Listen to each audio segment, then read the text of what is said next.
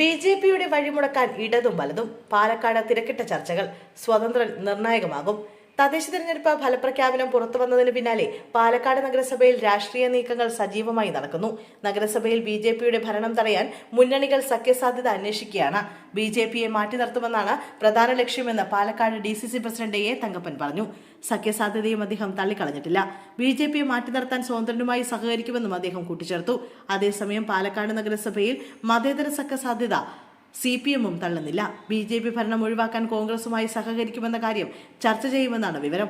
പാലക്കാട് നഗരസഭയിൽ 53 സീറ്റുകളിൽ 25 നേടി ബി.ജെ.പി ഏറ്റവും വലിയ ഒറ്റകക്ഷിയാണെങ്കിലും LDF-ഉം UDF-ഉം സ്വതന്ത്രനും കൈകോർത്താൽ ഭരണത്തിലേറാനാകില്ല.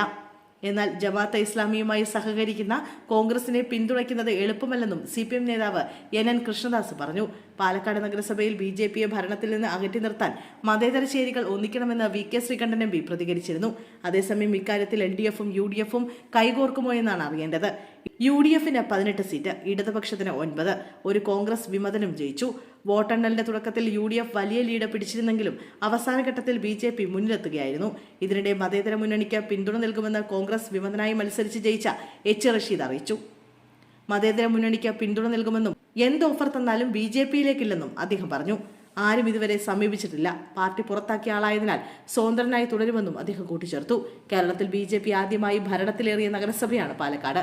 2020 തെരഞ്ഞെടുപ്പിൽ 28 സീറ്റുകൾ നേടിയിരുന്നു. പാർട്ടിക്കുള്ളിൽ വിഭാഗീയത രൂക്ഷമാണ്. ഔദ്യോഗിക പക്ഷത്തിനെതിരെ മുൻ ചെയർപേഴ്സൺ ഉൾപ്പെടെയുള്ളവർ രംഗത്ത് വന്നിരുന്നു.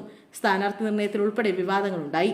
നിയമസഭാ ഉപതെരഞ്ഞെടുപ്പിൽ C കൃഷ്ണകുമാറിനെ സ്ഥാനാർത്ഥിയാക്കിയപ്പോൾ മുതലുള്ള പ്രശ്നങ്ങൾ പരിഹരിക്കപ്പെടാതെയാണ് തെരഞ്ഞെടുപ്പിനെ നേരിട്ടത്. രാഹുൽ മാങ്കൂട്ടത്തിൽ MLA-യോടൊപ്പം പൊതുചടങ്ങിൽ നഗരസഭാ അധ്യക്ഷ പ്രമീള ശശിധരൻ പങ്കെടുത്തതിനെ തുടർന്നുണ്ടായ പൊട്ടിത്തെറികളും പാർട്ടിയിൽ നിലനിന്നിരുന്നു.